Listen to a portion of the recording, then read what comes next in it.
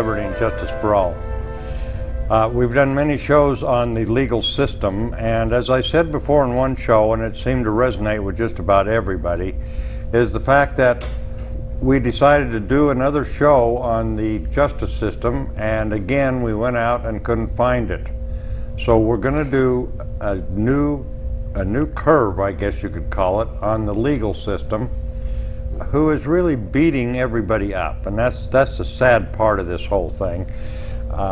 We've got an out-of-control system as far as I'm concerned, and it's time that everybody was made aware of what it is. Karen Huffer is here with me tonight, and Karen has wrote the book Legal Abuse Syndrome.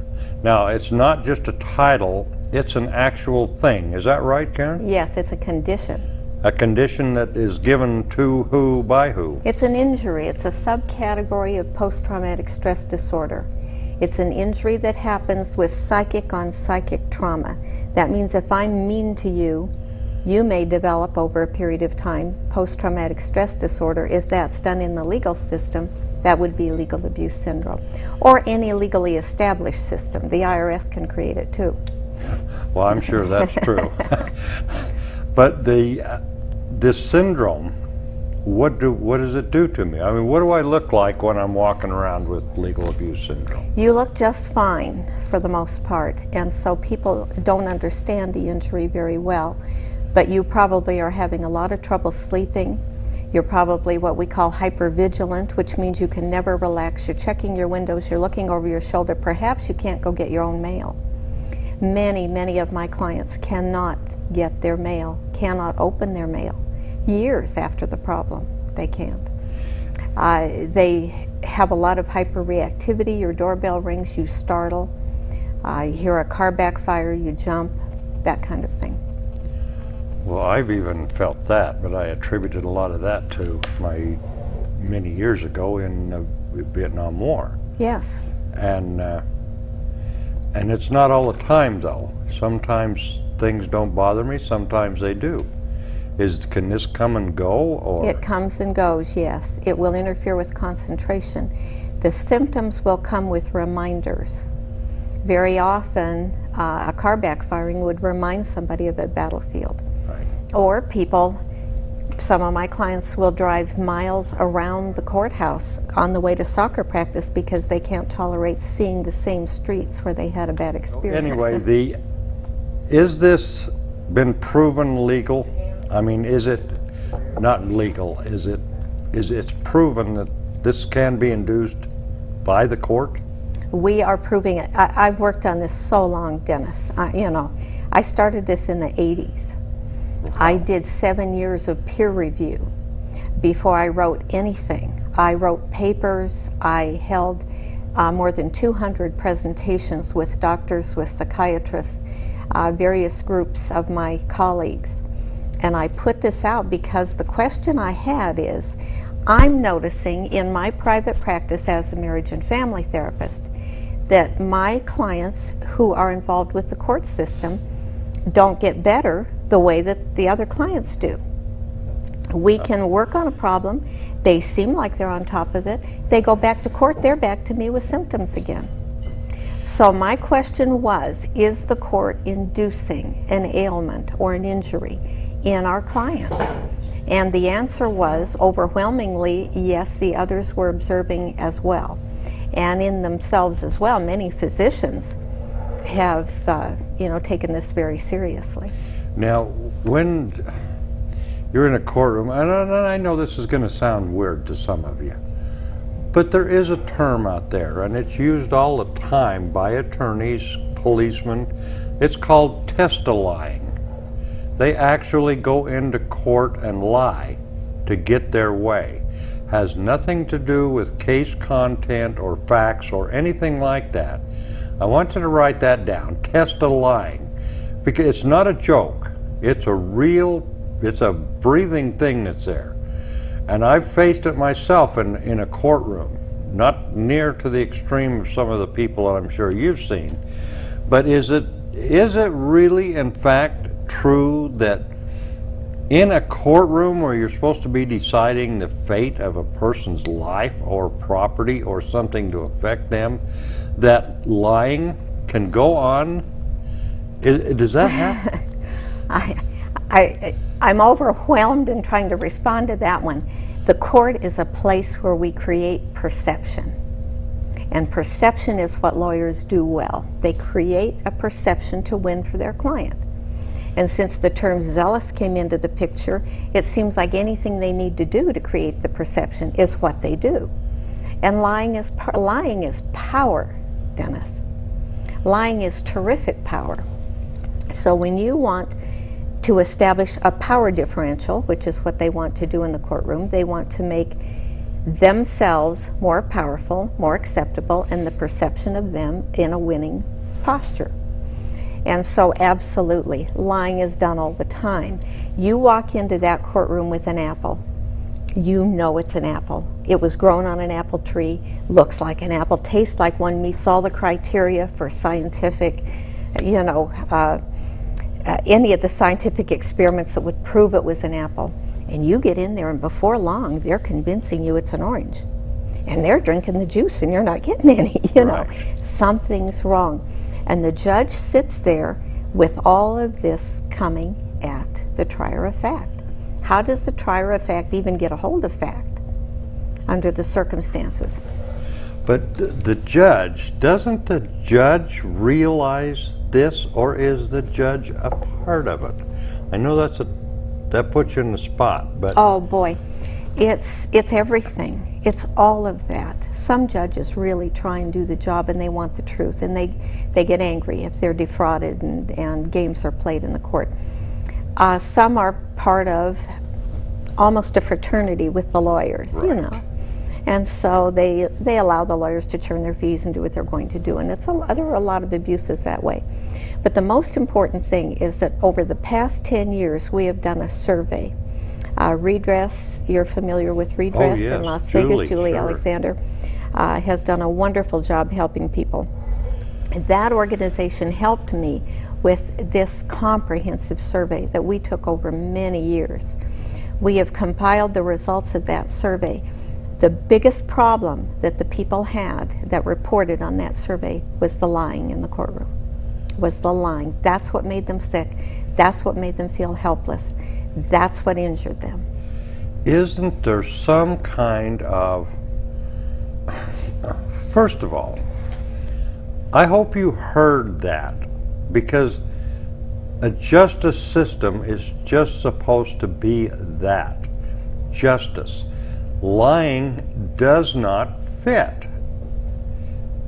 And to actually admit it in order to win is sick. It's not just sad, I believe it's sick. Dennis, I have in my possession, out of a court in Florida, the judge saying, because absolute proof of fraud was handed to the court, the judge said if that judge did not find that there was a problem, and that trustee, it was a trustee of the bankruptcy court we were talking about, and that trustee comes in here, sits in that witness chair, and admits she forged documents, I will do nothing. That I have the transcript. Is there any reasoning? Well, it's gone to the FBI now, and they're trying to get them to do something for honest services fraud. Yeah, I'm sorry, I don't mean to laugh. Yeah, I know. But it feels like there's nothing we can do.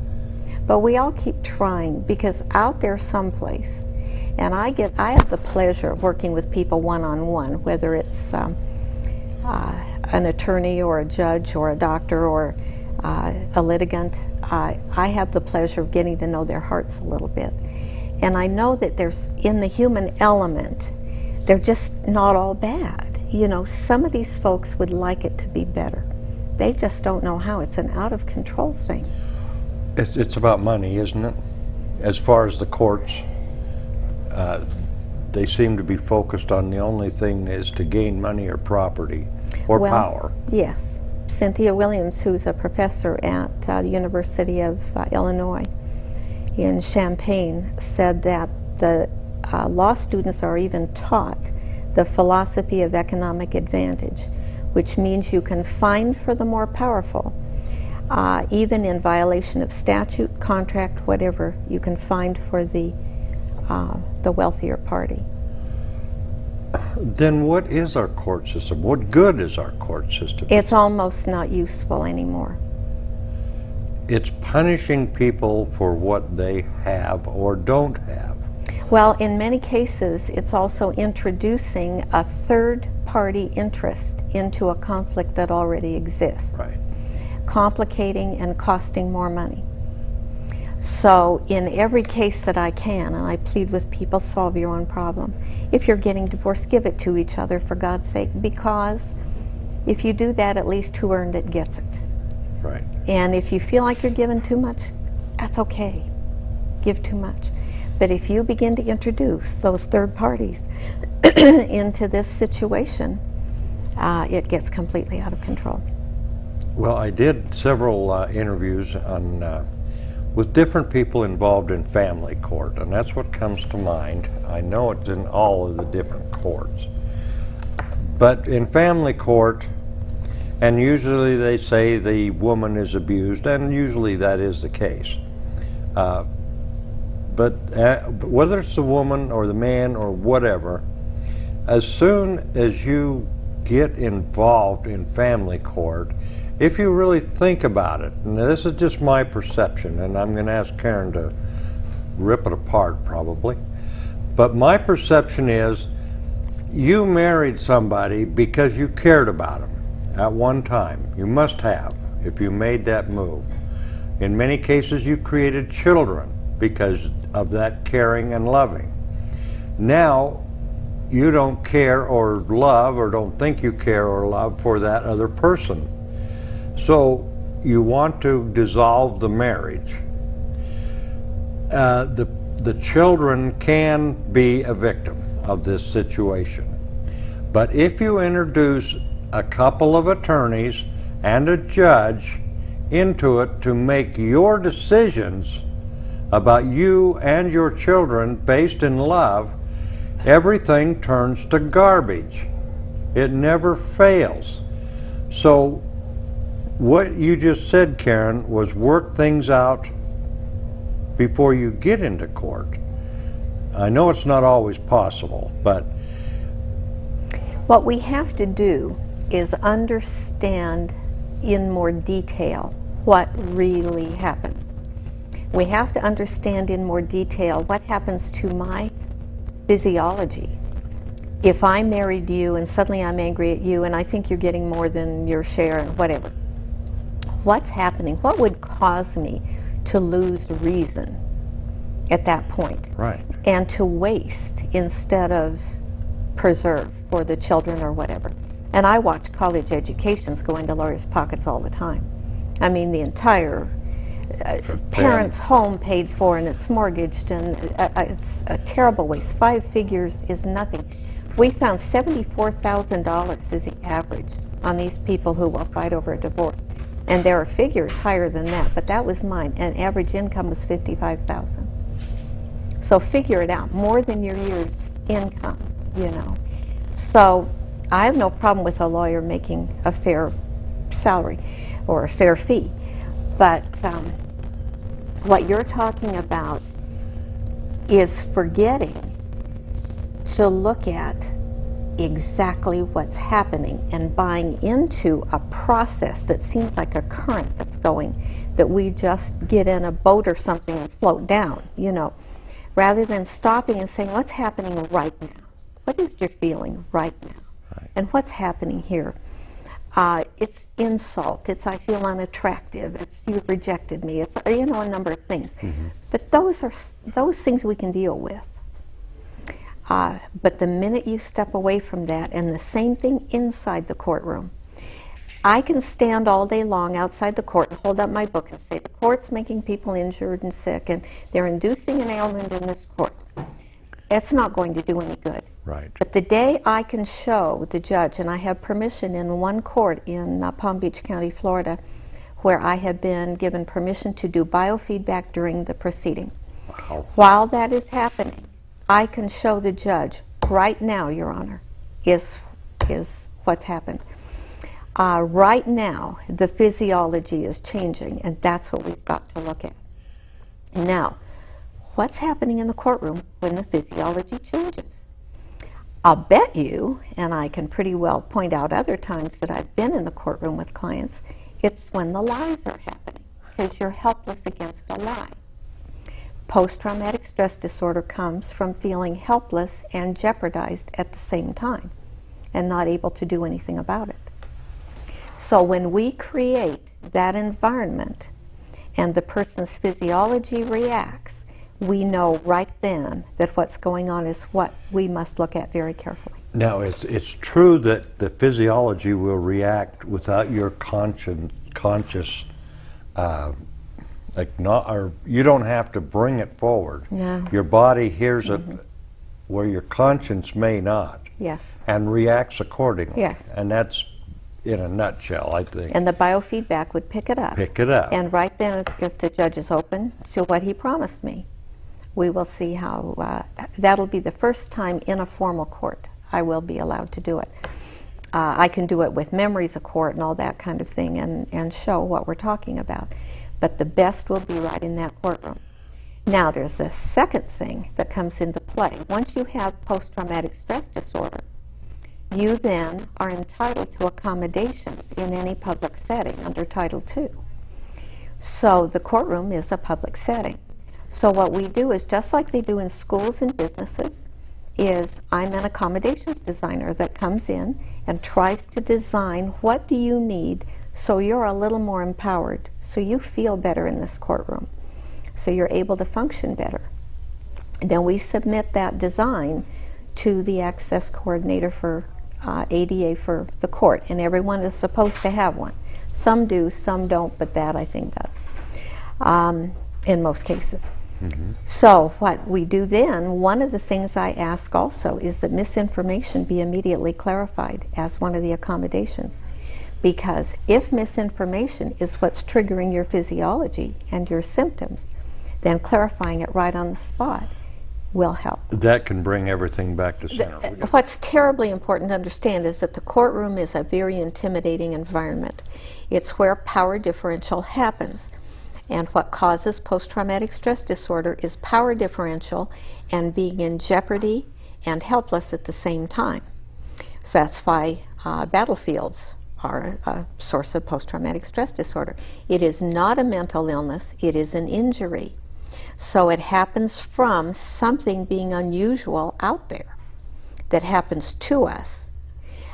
Very important consideration, because many times people are afraid they'll be considered mentally ill if they admit to post-traumatic stress disorder. Well, it is that vision out there that people have in their minds. Right. I've been there, and so as far as war, I can speak about that, but I have not heard it called an injury. I've always heard it called a mental disorder. Well, it's a psychic injury, actually, because something has to be wrong out there. The number one thing I wanted to do when I wrote the book is let all these people I was working with know they are not crazy. They're up against an unwieldy, difficult, powerful system. They're not involved in justice either. Right, yeah. But the implication is when you go into court that you're going in for justice. And I know, I see people from anywhere from a traffic ticket up to being accused of who knows what, a felony. They come out the same way, scratching their heads, wondering what happened.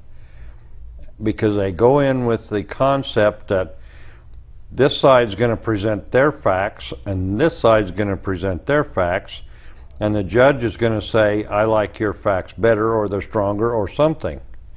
But they go in and this side presents a bunch of lies and visualizations. So does this side. And the judge sometimes is trying to be fair, sometimes not. So I can understand in those terms, and I think I'm trying to convince myself more than anybody, that you do come out with a horrible, awful feeling. And to relate it, and then believe me, I'll let you have Karen back, but to relate it to the battlefield. You have somebody out there in the battlefield that you've never met, that's a human being, that you know is probably has a family, probably has a mother and father, grew up, had fun, did everything that children do, and now they're 20 years old or 18, and their job is to go out and kill you. And you know that's what their job is. And so you're charged with the job of killing them. And believe me, it's a heavy job. And so I can see what's going on here, because I remember this. Everybody said, oh, they're just a bunch of Charlies. But they're people. But let's take that now, and let's just bring that scene over to the courtroom. The person walking in expecting justice has an idealistic expectation of the court. And they're not expecting to walk into a commercialized institution, which is really what's happened. Right. The lawyers are making money by churning fees, by making it last longer, and you are in an immediate conflict of interest with your lawyer if you have one, because it's in his best interest to drag it out, make a lot of money, and not make any enemies politically. It's in your best interest if he offends the works of them and saves you money. So obviously there's a conflict of interest just going in. Now you get in there and a whole host of things happen. When you were talking about lying, it goes worse than lying. It goes into altering your concept of rationality. This leaks down from wartime, when certain people were given the job of breaking down prisoners, breaking down the psychological makeup of the prisoner. They were taught to disrupt their rationality, to cause them to think that stop is go and go is stop, and no, you're wrong, and keep them tired and wear them down. So what happens is that leaked into the criminal justice system. So now that we find the holds are not, they don't even exist on trying to get a criminal to admit what he did or to get someone to confess. You know, forget it. They've got all those tactics down to cause them to feel irrational. And while they're off balance mentally, people will admit to things they didn't even do. They'll admit to things to get some rest, you know. So now it's leaking into the regular courtroom. We call it, or it's actually called in other books, like the Kubark manual that the CIA uses, Alice in Wonderland, where they try and get you believing that the apple is an orange. Maybe I'm wrong. Gosh, maybe I am wrong. Maybe what I've called an apple all my life really was an orange. Maybe my parents lied to me. Yeah. I mean, they really mess with your brain. And this occurs all the time in the courtroom. So you are on a battlefield, but it's psychic on psychic, not physical. So you're caught really, you don't have a rifle there. You know, you got your mouth and your brain and your ability to communicate. The minute you get post-traumatic stress disorder, you can't concentrate, you can't communicate well. You try and open your mouth, one of those big lies comes at you, and you open your mouth and all you get are the flashbacks, the intrusions, all those things that come with PTSD. And this can be the same after a courtroom as after a war. Yes, absolutely. Well, if an earthquake happens and you lose your house and you lose your bank account and one of your kids gets hurt, tough deal. You might get PTSD, right? Mm-hmm. But you would do it in a social structure of some social support. There'd be some money to help you rebuild, and hopefully you don't have too big a war with your insurance company to get your house. If the judge takes your house away, takes your bank account, and puts your child in the hands of an abuser, what's the difference? You have no recourse. PTSD occurs just the same, only without the social support, because you go out to get help and they say, oh, that's old news. Can't you put it behind you? I had one judge tell a woman, go have another child. Leave this one alone. You know, I mean, talk about outrage. Replacement child? Yeah, yeah. Go have another kid. Okay. I mean, I've seen some bad stuff, but where it really got ugly was that family court. And I started looking into it because somebody in town shot a judge. Not a good thing to do. Don't go shoot judges, okay? I said don't go shoot judges. But after seeing all of these things that this one particular person and others like him had gone through, I can see where you would be enough off balance that you could possibly do such a horrible thing. Yeah, and that's one thing I really want to clarify about legal abuse syndrome, because legal abuse syndrome is an implosion.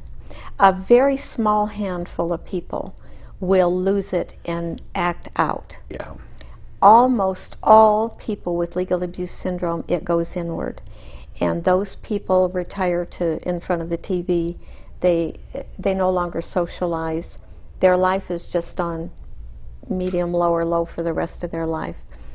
And they're disillusioned and they're heartbroken. But if they don't find you or somebody that can do something with this abuse system, and they go on through life living this, it can't get better. It would No, it leads to early death.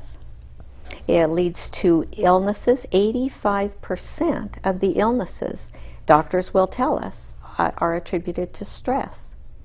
And this is purposefully instituted stress, you know, when you go to court. I mean, the other side tries to stress you. They want to get you riled. They want to get you off your game. You mean it's their intention to? You bet. It's creating perception of you being the loser, them being the winner. And you being wrong and them being right. Regardless of the facts. Right, exactly. But what we do have is the truth and the law, and that's what I stand by. So the Americans with Disabilities Act, which was just passed in 1990, it wasn't there when I started this work. In fact, post-traumatic stress disorder wasn't even well defined when I started the work. Mm-hmm. In about 87, post-traumatic stress disorder finally was in the DSM-3, the Diagnostic and Statistical Manual, and that is accepted by all the courts, etc. And then in 1990, the ADA was passed, and in Title II, it says all public facilities have to be accessible. That means accessible to your mind and your ability to communicate as well as physically. That's not just wheelchairs. So if you're in that courtroom with PTSD and you can't concentrate, you can't communicate, you don't have access. Well, and this is a little selfish thing, but I'm going to do it anyway. My youngest son is deaf, and I know that there's a limited communication and a limited understanding of things that we have the stimulus all around us all the time. He hasn't had that. And he has had many experiences of not understanding what's going on and not having any possible way of having it explained to him. Yes. And I have seen the reactions not only of just my son, but of many deaf people being caught up in this situation that any little thing can set them off. Not to a serious point in my case, but if two people are talking and they happen to be looking at a deaf person while they're talking and they start to laugh, the deaf person automatically believes that they're laughing at him or her. And so that sets off a chain of events for that person, and I can see where that would be the same way in a courtroom because they don't understand what these people are doing. In their head is a vision of justice, but what happens is not. Sometimes they're nothing more than sport. They're just being played with by the people in the courtroom. Sometimes, not always, but it can happen, and it's extremely painful for people when that happens. But it's hopeful because they can have accommodations. And once we design these accommodations and we see what can help, well, now your boy would have to have something that helped him to be aware of what was going on at all times. Right. And communication with the judge is very important. We are finding that sometimes the communication is interfered with so badly with the judges that we are sending FedEx packages directly to the judge right before the trial with everything that's important in it, saying we had such a devil of a time getting everything filed and we weren't sure you were going to have everything on hand, and for your convenience and the economy of the court, here's a package. And are you finding judges reading this? And Sometimes. Sometimes. it's worth a chance. We have a question from...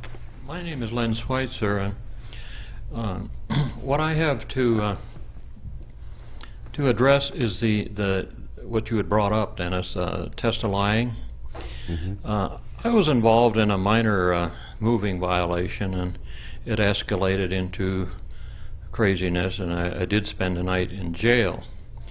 And I represented myself following this incident, and the charges were dismissed except for a fine for speeding.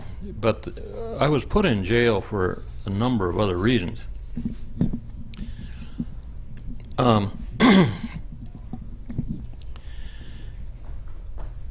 At the trial, I represented myself, and the charges were dismissed, except for the fine for traveling too fast. And afterward, after it was over, the judge, well, it wasn't the real judge, it was a pro tem lawyer. And he says, well, I understand you don't like cops. And I says, yes, especially when they lie in court. And he said to me, like if I had come from a strange place and didn't know that that's the normal procedure. Subsequent to that, I had read an account by Alan Dersovich, who was he was an attorney for the O.J. Simpson thing, but he also testified before Congress on the Clinton impeachment thing. And it was an extensive study, corroborated from a number of sources. But that's the first time I became familiar with the term test of lying. And in it, he also explained how cadets in the police are taught how to do this. If I didn't have that experience myself, I'm not sure I'd give much. Right? Pardon? You wouldn't have believed it. No, and so it does. And then to have a judge, a pro tem judge, in the courtroom say, "Well, what's the matter with you?" These weren't his words, but the attitude. Don't you understand that this is the way it works? Right. So I guess a lie prevails until somehow, someone, some way, pulls a rug out from under it, and that's an awful way to start, I think. But that's a perfect example of what my clients go through. They read the laws, and the laws are good. They read the procedures, and the procedures tell them what to do. They create beautiful documents. Some of them go into court pro se with documents that certainly would get an A in law school. They go into the court and the rules are not any of that. A whole different game is being played. Different players, different attitude, different alliances. And pretty soon they're saying, what happened to the law and the rules and the procedures? Discovery laws. People are supposed to give you certain things when you subpoena them or request them as part of a lawsuit. What if they don't? You know, people are supposed to do things timely. What if they don't? You rush and get everything in by the deadline. You follow all the rules. You find the other guy hasn't even filed, and you think, well, heck, this is going to be default. No, they give them more time. You know, that's the thing that is on our surveys that we did for 10 years, that they were exhaustive, so they have been a huge job to go through. But that is what has made the people sick. That's what they claim. What do we do as ordinary concerned citizens concerned about the damage that lying does, and we're generally taught that from our parents, here in Reno we have a judicial college, and we need to know more about what goes on in that place. Are they actually training judges how to handle the new types of cases that are brought before them? And it's going to happen because people are struggling immensely to try to overcome this curse that's been put on them. Obviously not enough. Obviously they're not training them enough. I think more they're working on how to protect themselves, because judges live quite frightened in this day and age. They're bulletproofing benches and that kind of thing. But what people can do and should do way more of is get involved in who is a judge and how judges are selected. Now, Redress, Julie Alexander, has a wonderful program for that sortition, where you don't elect judges and you don't appoint judges, but they're done by kind of a jury system. You probably understand it better than I do. Perhaps you could give that information. You can go on that website and get a copy of that. That's What's the website? redressinc.org. Oh, okay. Inc. like Incorporated. And the other is in the elections, as long as we're electing them, is get involved. Because people, the President of the United States will never have as much to do with your life as your local judges. And people vote for the President but forget to vote or get involved in those campaigns. And the other thing, like I was saying, we FedEx to the judge the night before if we have to. You have to sometimes. You have to figure out what's going to help here. The pieces of this puzzle should come together, but they're not. What are the details? And so we found the Disabilities Act so that we can go in with accommodations, make them clarify misinformation.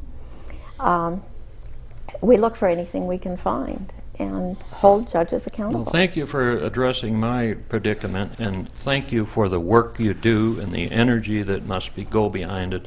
It has to be commended. I commend you. Thank you. Thank you.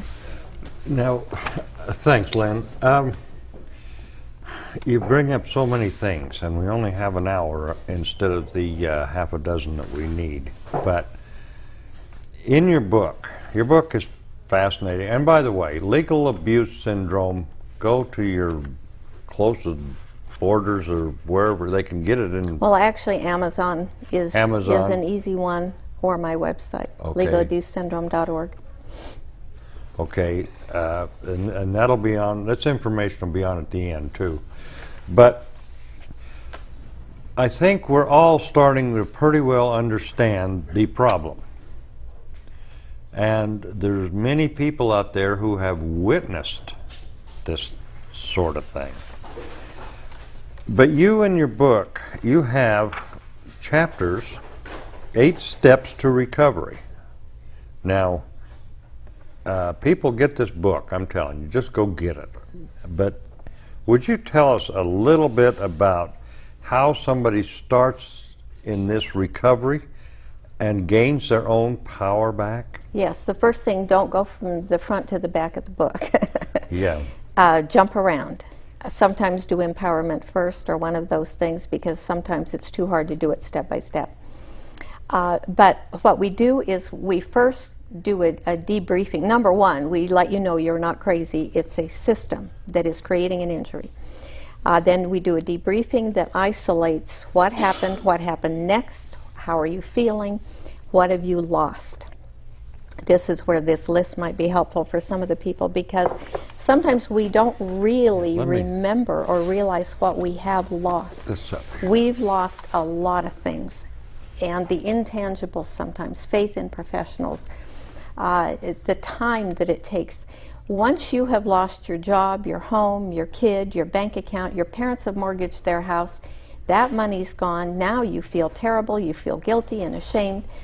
What do? You let the lawyer go and go on your own at that point? What do? You don't trust anybody anymore.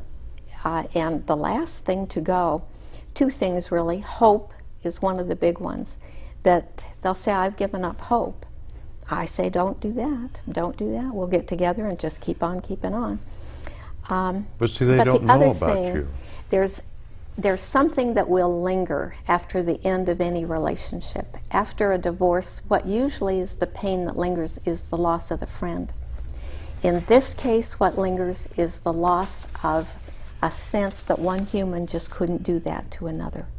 How can one person treat another person that way? How can they do it? And that's what lingers. Well, now, there's a case going on right now, and I'm very familiar with him, of a person that has been held in prison improperly, I'm going to say, but in hearing this story and going through it, and I'm not going to go into it, but it's inconceivable that a person can treat another person that way. And that's what makes it hard, because we tend to live, if we live in judgment or evaluation, the only model we have is ourselves. And so the judgment has to come from, would we do that? No, but how do you judge if somebody else did that and you can't compute, or you can't live with that? You're asking me about the different steps to getting better.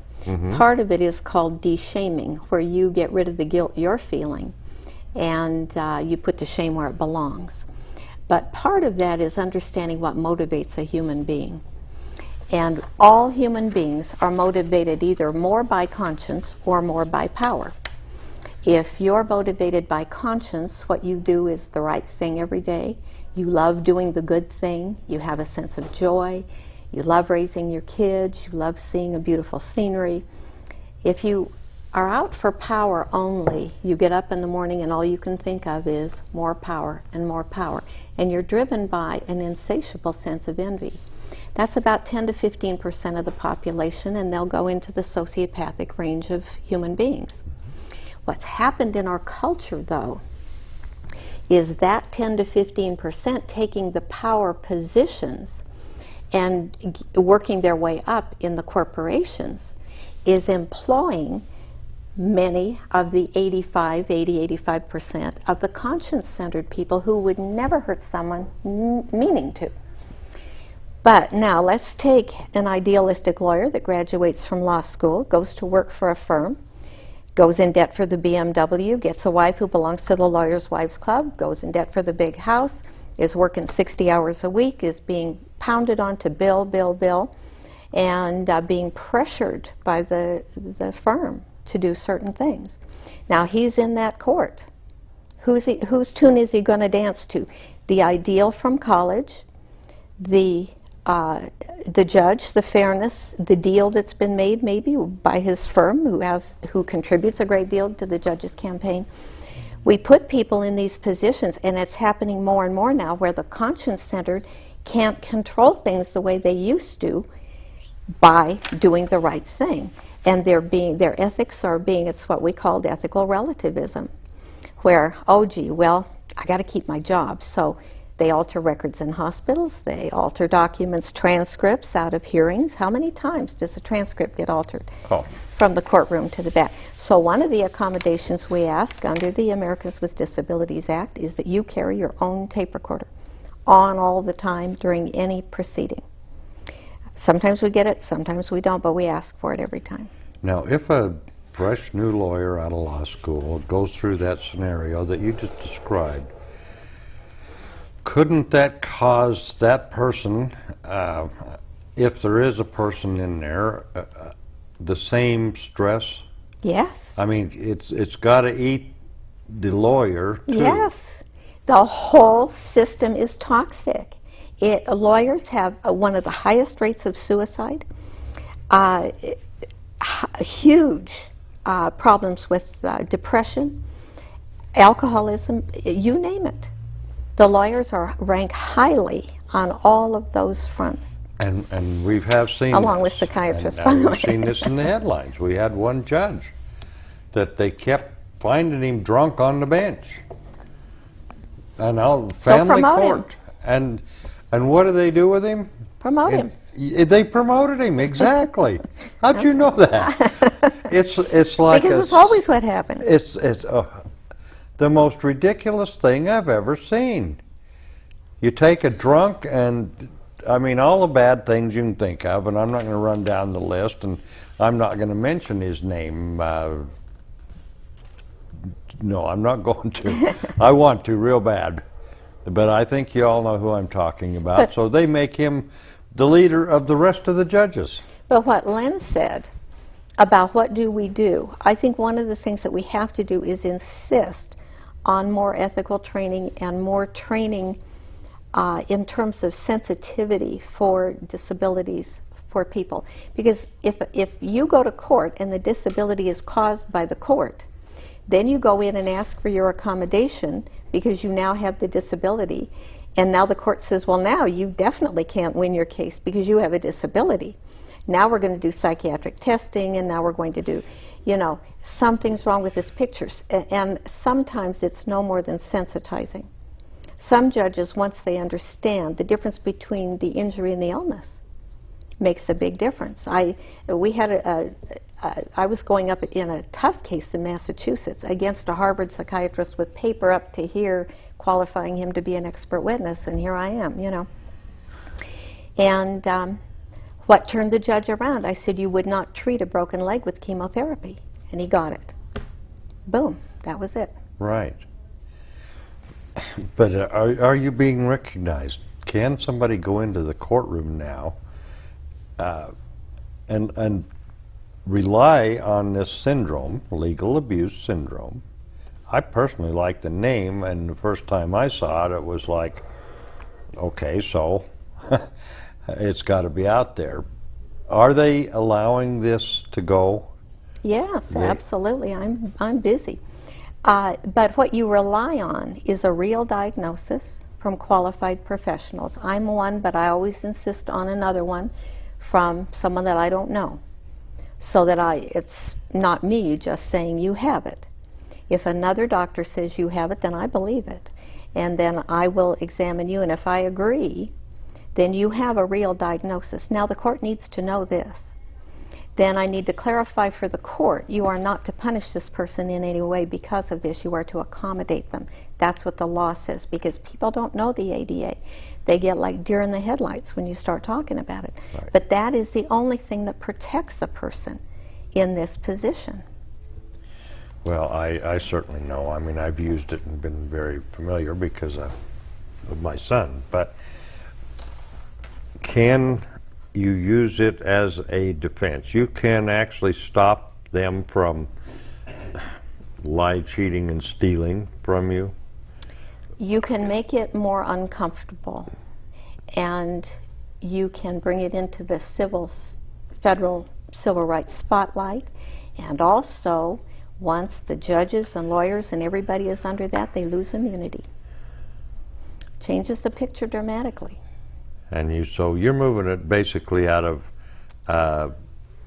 state court or baby court into a federal. Well, the umbrella is there, and if they're going to deny civil rights, then that is an option. Right. I'm not a lawyer, so I can't say how that would go, but I know that it gives a little hope where sometimes hope is fading. Now, have you been able to take people, and I know we were talking earlier, and I was quite impressed with you bringing in the spiritual realm into this syndrome in as far as the fact that if you decide that you really want to go back to having power, the steps are right here to help you. Go get the book. But if you want to step into that power that you already have, isn't it, I guess what I'm trying to get to say is that it is possible for you to move into that, but it takes a lot of personal responsibility on your own self to negate this negative atmosphere that you've been subjected to. You really said a mouthful. Yes. Did I make any sense? Yes, Okay, but it was a good. mouthful. What the game that goes on is that you go in with your case and they continually bait. In the empowerment chapter, I talk about mental toughness, just like if you were in a sport. Mm-hmm. You focus on exactly what you're doing that moment, and that moment is what you want to win, and you don't worry about anything else. You may never get a trophy, but you're going to win that point. Right. And enough of those points, you do all right.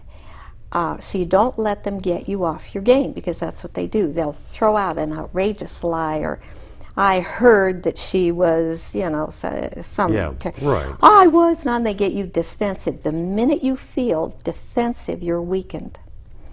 It's an energy game.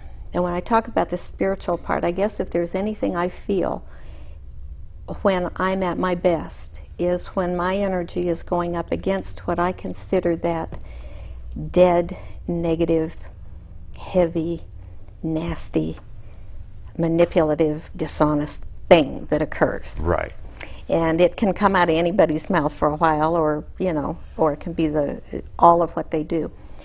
But when I want my energy to go up against that, and I want to challenge that, and I don't want them to be able to get me off my game or my client. So I work with my client to come back to process. They get assaulted here, they go into our process, they come back to their concentration. And it's a triangular thing that they do. Okay, just 1 minute and I'll get right to you. One thing that has always struck me, and I saw it directly myself once, I was in a courtroom, there was a prosecuting attorney and a defense attorney, and you would just swear that through their actions and their talk that they absolutely hated each other. That, I mean, in presenting a case and presenting each side, these two were so opposed that you just thought, boy, I hope they don't get out in the street and kill each other. And the next thing you know, you walk out and you go into a bar and they're both together on a bar stool laughing and having a drink. With the judge. With the judge. Now, Right. that just says to me that this is a definite game. The game, yeah. And if This you doesn't think belong it's not in a a courtroom. commercial game, you're wrong and your expectation is wrong. Problem is, that's where the most critical part of our lives ends up. Right. That's the problem. We got another question. Yeah, I believe that the legal abuse syndrome comes into play as well for domestic violence. And I've been through a situation in court where I was beaten. The perpetrator, which was my husband, confessed to the crime to the police. It started out physical abuse. And I have seen that in the last 3 years morph from physical abuse into financial abuse through the court system, to emotional abuse, to psychological abuse. And not only did he have the ability to continue all of this abuse through the court system, but all of these court-appointed individuals now became part of the team to basically gang up and contribute to this contributing abuse.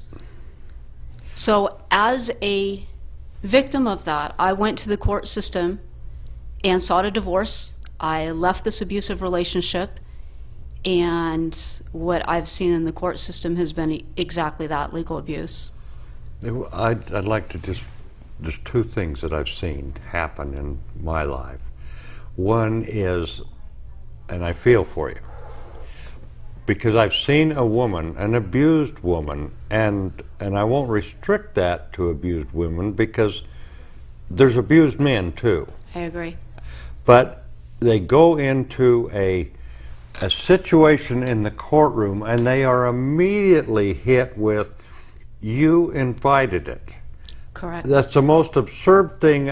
Nobody invites somebody to hit them in the face. Nobody. Except a complete idiot. But it's like this box package, and they start with that, and they paint this picture of you. All of a sudden, you are this horrible person. You have moved. They have moved you from victim to perpetrator. I've watched them do this. It's brought out close to rage in me, whether I know the person or not, because it's a standard thing. But this is exactly what I'm talking about with a commercialized institution. Because once this happens, now stop and think about this. If I'm the judge and I take the child who may be at issue here, and I give that child to the protective parent who's trying to protect themselves and the child, the deal's off, right? It's over. The abuser has to go his own way and suffer the consequences, and the right thing's been done. It's over. If I give that child to the abuser, think about the game that just begun. Right. They will mortgage, they will use the college funds, they will use everything, they'll get extra jobs, they will pay till death to protect that child. Right. And now it enlarges. We got the judge, we got the guardian ad litem or the child's lawyer, we got the child's psychologist, we got the evaluator, you name it. It goes on.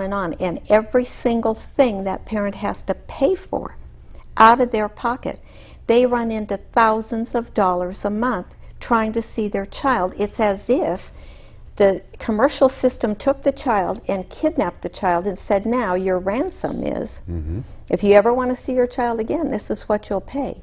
And it can be $80,000, $90,000 a year they have to pay in just those costs to see their child.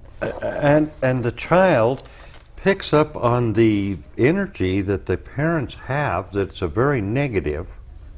And then the Well, child... and think if they're given to the abuser, what's happening? It's crazy. I know. Now the court has become a weapon.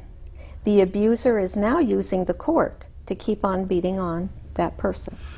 And and I'll get right back to you, I promise. But the other thing that happened is I was sitting in just a municipal court taking notes because I wanted to know what they did. And I'll tell you what they did. They got down a huge amount of money from the public. But there was one case in there that had a victim. And it was a woman who had been abused by her husband. He had beat her up. And I thought, well, here's a real case. At least we have a victim. What happened was the judge fined the husband $600 for beating up his wife. Now, my little mind couldn't wrap around that because she gets the snot kicked out of her. He gets fined. The court keeps the money.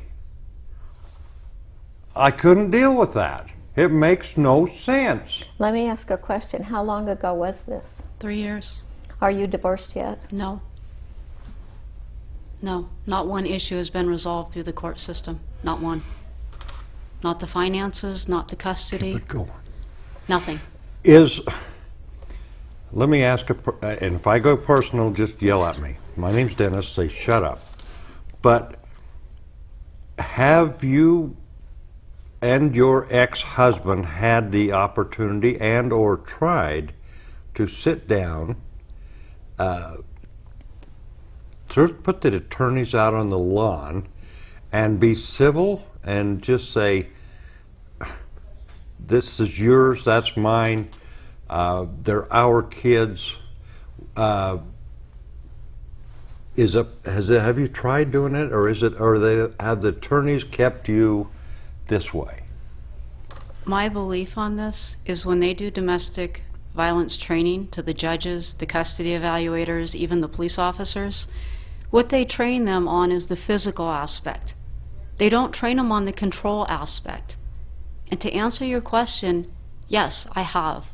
In fact, I got 2 loans for the family residence to buy it out, to save it from a bankruptcy. My ex-husband, well, husband still, would have walked away with $150,000 in cash. He refused to do it.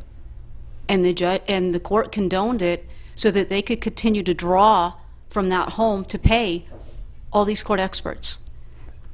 So what ends up happening is the control that creates domestic violence continues through the court system. There and you're you've got helpless. a conscience and a power person who cannot Right. negotiate. It has been literally hundreds of thousands of dollars. I've lost my child, I've lost my home, I've had to go bankrupt, I've lost my job because of continued harassment from him. I don't have anything left. Let me ask you this, and again, the same rules. Has your ex-husband gained from this thing? Yes. Yes. All right, I'm not a judge, and I'm not going to jump in there, but do you obviously, or I would say, without being trained in any way, my observation would be that you are carrying a disability, something has affected you to where you would need somebody like Karen to get you, instruct you in this fight. I see, I don't know you from a sack of wheat. Let's put it that way. That's the best place to start. This is true. But I have to say that I see some desperation, and I see that you really want to have a regular human life. And you and the situation is not allowing such a thing. Cannot get away from the controller. Controller now has engaged the court. So the court now is joined with the controller. So every time, do you have a lawyer now? I don't have a lawyer now, and I have sought accommodations. I have been accommodated in certain aspects, and I've actually, for the first time in 3 years, started winning. The judge is actually hearing directly from me, and I'm able to take the information and at times show it directly with proof, but I wouldn't have been able to do that without accommodations. See, this is the problem, as I said it right up front, is our courtrooms are game rooms. I had no idea, and it kind And of... big money makers. Well, they're money crankers beyond compare. Yeah. And people are, what is spit out the back? You take a situation, so something that people work for all their lives, whether it's children or money or property or all the above, and they destroy them, along with you. I was only married for 4 years, and my entire life has been wiped out. And you've been in court for 3 trying to undo. Been in court for 3. And you're still not divorced. Still not divorced. None of the issues have been resolved through the court. None. And you But the entire estate has been wrung out. You heard that. State's well, gone. is the estate pretty much broke now? Everything It's you... gone. It Well, went till then you'll get your divorce pretty soon. I'm sorry, that may sound really bad, but I've seen this over and over. Let's shake him until his pockets turn inside out, or hers, and then we'll go ahead and grant whatever you want. There was a question earlier how to resolve these issues, and from what I've seen in my case, there isn't any accountability On whose part? on anyone's part. From the evaluators to the therapist to the, you name it, there isn't any accountability, and they all carry what they think is immunity. So again, you go into the court and you're expecting truth. You put these people on a pedestal, and what you find is they don't tell the truth. Right. And they'll say they're trying to reunify the family, or they're trying to, you know, but the fact of the matter is they often don't even meet with the people. Well, it's sad, and part of the... They bill. I've expressed this before, that the courts are operated on procedure rather than content. If you walk into court and the content is you've just been beat up, but if the procedure is you didn't tell the judge precisely when and where you were beat up, therefore you're not beat up, get out of here. I mean, it sounds absurd, but I've seen cases that are that way, that it's procedure, not law. It's procedure, not fact. If it's not presented right, it doesn't exist. I'm told by my colleague therapists that they won't touch a case of abuse because there's no place to go with it. There's no way you're going to win with it. There's no way you're going to come out okay. You're going to get beat up by all the lawyers if you're the therapist for the abused. So the doors are closing on women that get abused, from therapy to law to the courts to any proceedings. That nobody wants to hear it. It's a place where everyone's uncomfortable, they feel helpless, they don't know what to do, and it's out of control. Okay, what do they do?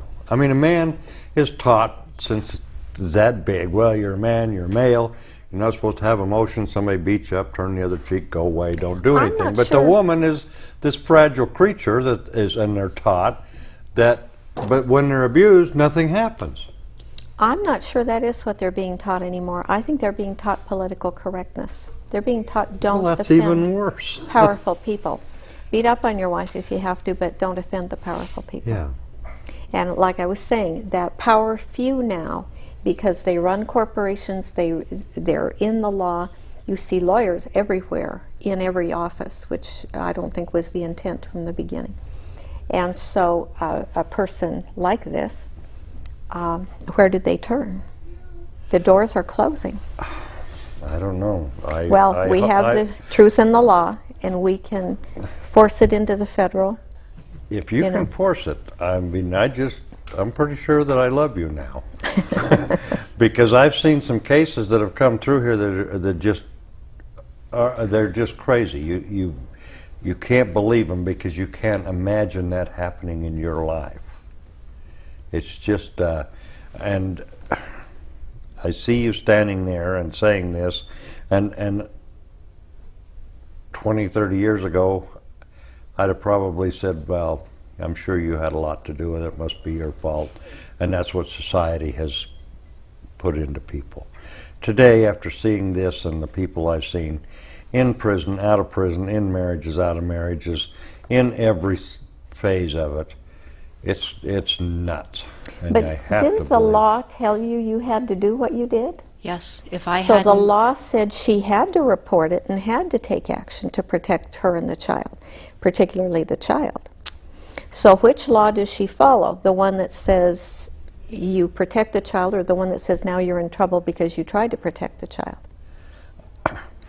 I don't know. I think we're put in a position of depending on what the judge had for breakfast or what activity he had the night before. I think that's a big issue for domestic violence advocates, to demand that the legislature make clear what law are they to follow. They're conflicting laws. But the legislature are lawyers. I know. And I'm not, But they passed some good law. well, they pass some bad ones too, Yeah. though. I mean, they pass some that just leave you thinking, who are you? And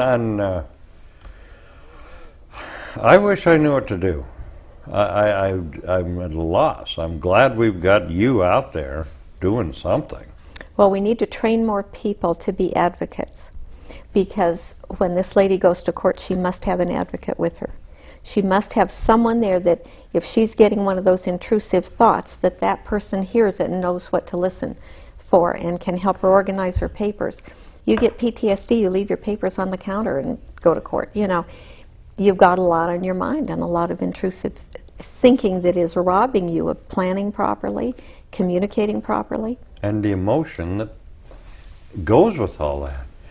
And I've seen it, and I'll go back to the Constitution was created saying that you have courts and you can have counsel of choice. Lawyers and the Bar Association have changed that now to mean instead of counsel of choice, you can have a bar attorney. They try and that's not the original intent. Counsel of choice means just that. If I want my dog there because he barks when I don't feel good, that should be your counsel of choice. That's ridiculous, but I mean it should be your choice. And have you ever run into any problem with having somebody come in that is not a lawyer? You have. Actually, in my case, I haven't, because I got accommodation for that from having post-traumatic stress from going through this. I have seen in the court system I'm in where there's been other individuals that have asked to have a support person at the desk with them, and they've been denied. Yeah, And if what you don't that's- use the federal law, they And what that support person does when you've got to go in and face these people that are abusing you, you're stressed. You're stressed all over again. Well, yeah. So to have a support person there with you, it means all the difference in you being able to effectively communicate or not. Right. And just knowing that having support who isn't a bar attorney, and I don't mean it as a joke. Actually, this is not a joke. There are no more attorney jokes out there because they've all come true. That's the problem. And that sounds awful, but just, I mean, I've seen it and we've seen it everywhere. except the papers sensationalize usually the bad guy. And so I don't know, you still have to go face off in court again? Yes.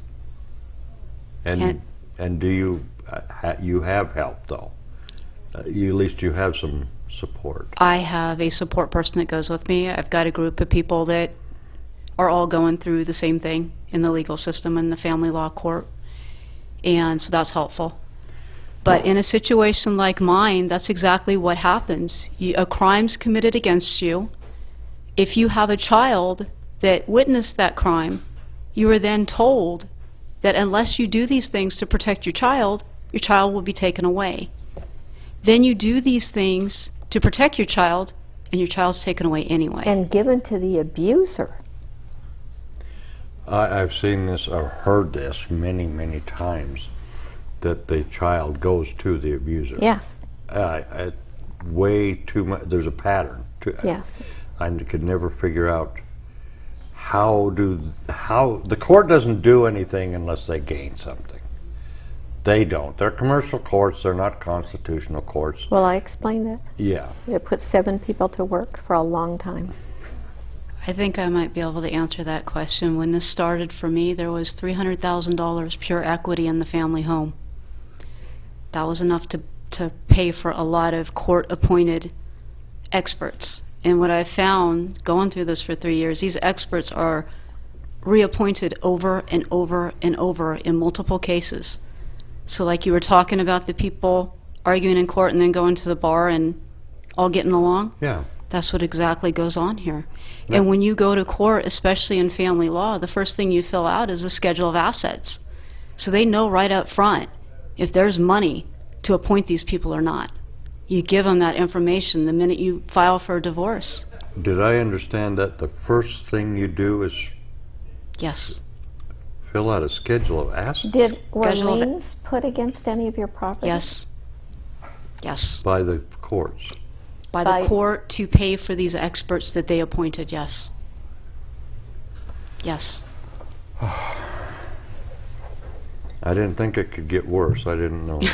Well, I know they're all about money. I mean, I know they are. They're about money and squashing whatever might be the truth. If you're an honest person and tell the truth about them, they'll try and get you. If you have money, they'll try and get you. So I don't know what the answer is. I got some ideas, but none of them are legal. Well, the power person takes whatever they can take. And they don't have any remorse, nothing? No, but that's 10 to 15%. That's what's got me worried about them taking over the corporations and the companies that people have to work for now who are not power-oriented and who are being put under those kinds of policies.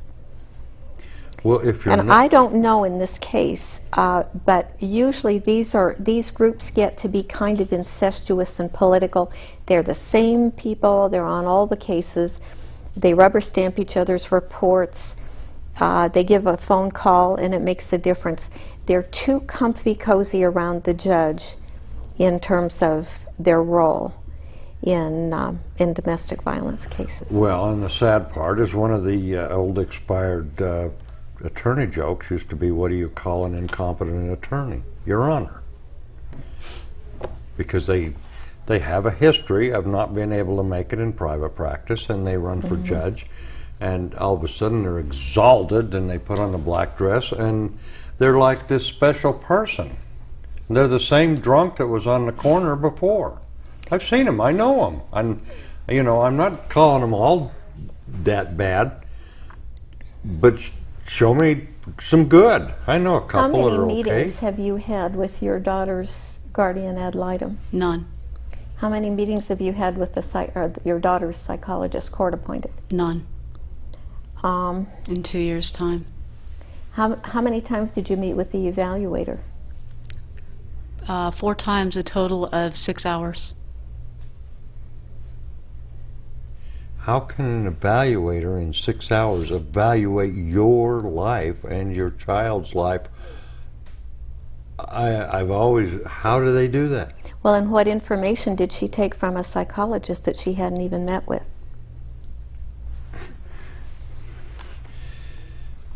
Okay, Karen, what do we do about it? Cry and pray. Well, could we get everybody in the world to get a copy of Legal Abuse Syndrome, go to Amazon, get it right away, take it in the courtroom, and just beat the hell out of the judge? I think what we have to do, this is number one, terribly, terribly important, we have to call it for what it is. We have to say when we walk in that courtroom, Your Honor, I believe that this is what you're going to see happen today. I think Mr. So-and-so is going to bring up this, and I think so-and-so is going to do that, and that's all for the purpose of strategically misinforming this court. And I'm prepared to respond to it. Then they do it, because that's what they're doing that day. And then you show that they were wrong, and then you say, Your Honor, I told you that that is what was going to happen. And if you can telegraph it somewhat, it helps. Always, always having accommodations if you got PTSD, otherwise you're just mincemeat. Yeah. You just have no access. But most people don't understand what to do and when, and you can help with that, is that right? Yes, and there should be a lot of people training to become access designers and people that counsel in this area, whether they're peer counselors or professional, they should be helping each other because that's all we've got. Wow. Okay, thank you, Karen. We're out of time. I want to thank everybody out there. Thank you, Dennis. Do something about this. Help Karen, help these people learn what they are faced with, because you're very possibly next. I'm sorry, but it's very possible. Anyway, thanks for watching, and good night, and all the numbers and what to do will be on that.